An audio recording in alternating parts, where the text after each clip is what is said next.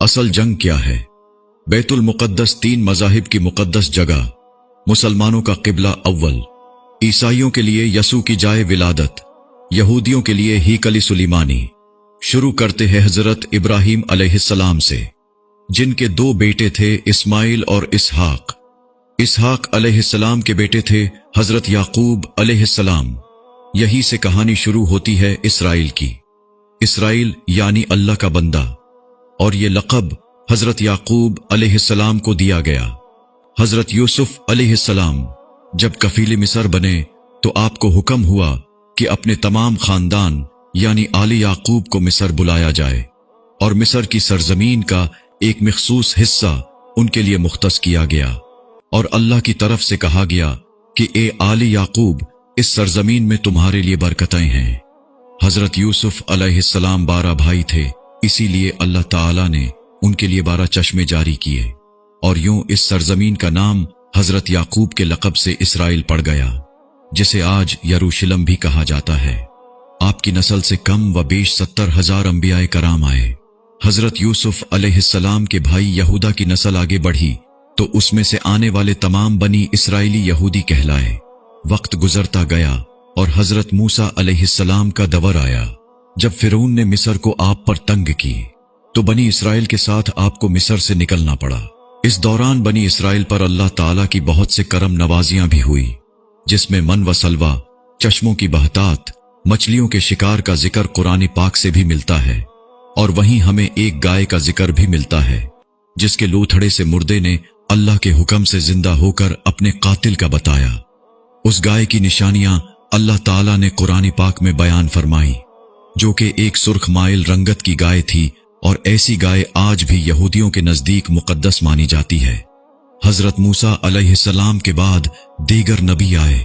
इस दौरान में हजरत मूसा अलैहिस्सलाम और उनके दवर की कुछ बाकियात, तौरात, मन व सलवा का कुछ हिस्सा बनी इसराइल ने एक संदूक में महफूज कर लिया। ये अल्लाह की तरफ से हजरत आदम अलैहिस्सलाम को दिया गया एक खास संदूक था, जो नस्ल दर नस्ल नबियों के पास रहा, जिसे कुरान में ताबूती सकीना के नाम से पुकारा गया है, और ये यहूदियों को अपनी जान से ज्यादा अजीज है। हजरत दाऊद अलैहिस्सलाम ने जब जालूत को हराकर उससे ताबूती सकीना हासिल किया तो यूं बनी इसराइल ने इन्हें नबी तस्लीम कर लिया, और हजरत दाऊद अलैहिस्सलाम ने उस संदूक की हिफाजत के लिए एक हीकल तामीर करवाना शुरू किया, जो कि उनकी जिंदगी में मुकम्मल न हो सका। उनके बेटे हजरत सुलेमान अलैहिस्सलाम ने जिन्हों की मदद से उसको मुकम्मल करवाया, और इसी दौरान में आपकी भी वफात हो गई। इसी वजह से उसे हैकल सुलेमानी कहा जाता है। बाद अज़ां बाबिल के बादशाह बख्त नसर ने इसराइल पर हमला किया और हैकल सुलेमानी को भी गिरा दिया, और ताबूती सकीना भी अपने साथ ले गया। सिप्रस दी ग्रेट ने दोबारा ये शहर हासिल किया, यहूदियों को दोबारा यहां आबाद किया, और ताबूती सकीना को भी वापस लाया गया। हैकल सुलेमानी को एक दफा फिर तामीर किया गया। फिर वक्त गुजरा और हजरत ईसा अलैहिस्सलाम की आमद हुई, जिन्हें नऊजुबिल्लाह यहूदियों ने दज्जाल, नाजायज और क्या क्या लक़ब दिए। यहां से यहूदियों में से दो अलग कौमें हो गईं, एक यहूदी और दूसरे ईसाई। यहूदियों ने साजिश करके हजरत ईसा अलैहिस्सलाम को सलीब पर चढ़ाना चाहा, और अल्लाह ताला ने उन्हें अपने पास उठा लिया। इसके बाद यहूदियों और ईसाइयों में कई छोटी मोटी जंगें हुई। फिर ईसाई रोमी बादशाह टाइटस ने इस शिद्दत से यरूशलेम पर हमला किया कि उस पूरे इलाके की ईंट से ईंट बजा दी, हैकल सुलेमानी को गिरा दिया, जिसकी सिर्फ एक दीवार इस वक्त अपनी असली हालत में मौजूद है, जिसे दीवारी गिरिया कहा जाता है, जहां यहूदी जाकर तौरात की तिलावत करते हैं और गिरिया वजारी करते हैं। ताबूती सकीना भी न जाने कहां गायब हो गया। टाइटस के हमले के बाद यहूदी आखिरी नबी के इंतजार में थे, क्योंकि अल्लाह पाक का उनसे वादा था कि उन्हें फिर उरूज बख्शा जाएगा। इस वादा का जिक्र सूरत बकरा में भी मौजूद है कि ए बनी इसराइल, उन नेमतों को याद करो जो तुम पर की गईं, और अपना वादा पूरा करो, ईमान लाओ, ताकि हम भी अपना वादा पूरा करें। कयामत की निशानियों में से एक निशानी ये भी है कि हैकल सुलेमानी की 3 दफा तामीर होगी, जो कि 2 दफा हो चुकी है। यहूदी अपने मसीहा और आखिरी नबी के इंतजार में थे कि टाइटस के हमले के 500 साल बाद नबी आखिरुज़्ज़मान सल्लल्लाहु अलैहि वसल्लम की विलादत हुई। यहाँ यहूदियों को ये झटका लगा कि सारे नबी हजरत इसहाक अलैहिस्सलाम की नस्ल से हैं, तो आखिरी नबी हजरत इस्माइल अलैहिस्सलाम की नस्ल से क्यों आ गए, और उन्होंने ईमान लाने से इनकार कर दिया। मुसलमानों के लिए भी वो अंबिया की ही निशानी थी, इसीलिए हैकल सुलेमानी को बीतुल मुकद्दस का नाम दिया गया। इस्लाम के आगाज में यहूदियों को कायल करवाने की खातिर ही बीतुल मुकद्दस की जानिब मुंह करके नमाज अदा करने का हुक्म हुआ, क्योंकि यहूदी इसी तरफ मुंह करके इबादत किया करते थे। 17 माह बाद हमारी इबादत का रुख बीतुल मुकद्दस से बीतुल्लाह की जानिब मोड़ दिया गया, क्योंकि मुसलमानों का शुरू से किबला अव्वल वही रहा, जिसे पहले हजरत आदम अलैहिस्सलाम और फिर हजरत इब्राहीम अलैहिस्सलाम ने तामीर किया।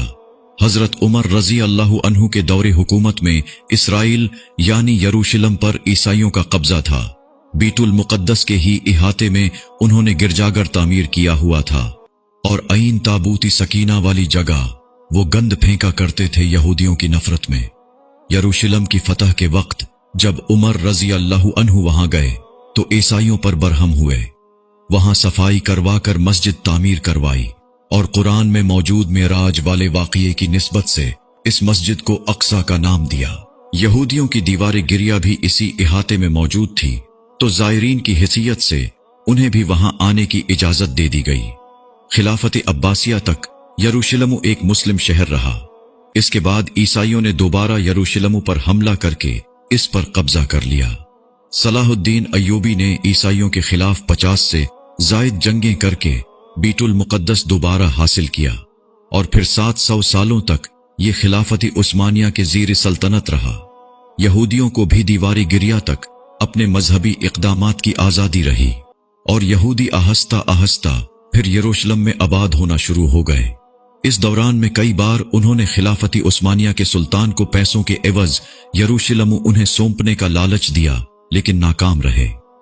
इस दौरान में उन्हें यह अंदाजा हो चुका था कि उन्हें अब खुद अपनी पहचान बनानी है, और बाइबल में मौजूद यहूदियों के आखिरी उरूज से कबल वाली कई निशानियां भी जाहिर हो चुकी थी, और वो ये तस्लीम कर चुके थे कि उनका आखिरी मसीहा अब दज्जाल होगा, जिसकी बदौलत पूरी दुनिया में उनका दोबारा बोलबाला होगा। उन्होंने बरतानिया से साजबाज करके खुद को अलग रियासत तस्लीम करवा लिया। यूं इसराइल बाकायदा एक मुल्क की सूरत में दुनिया के नक्शे पर उभरा।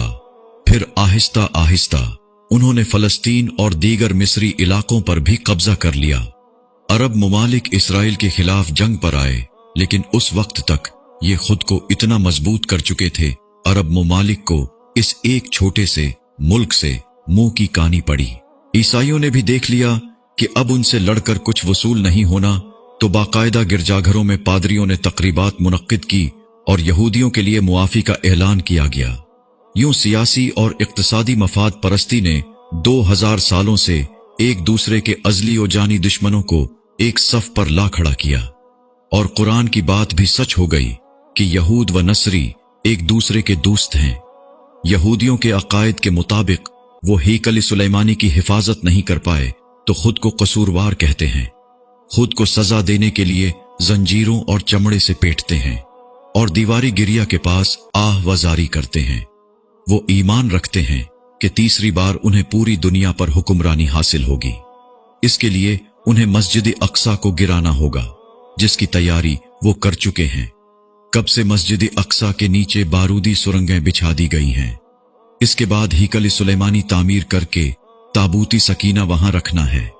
ताबूती सकीना भी वो दोबारा हासिल कर चुके हैं, लेकिन मसला था सुर्ख गाय, क्योंकि उनके अकीदे के मुताबिक वो नापाक हैं, और जब तक पाक नहीं हो जाते हैकल सुलेमानी तामीर नहीं कर सकते, और पाक होने के लिए सुर्ख गाय की कुर्बानी देना होगी।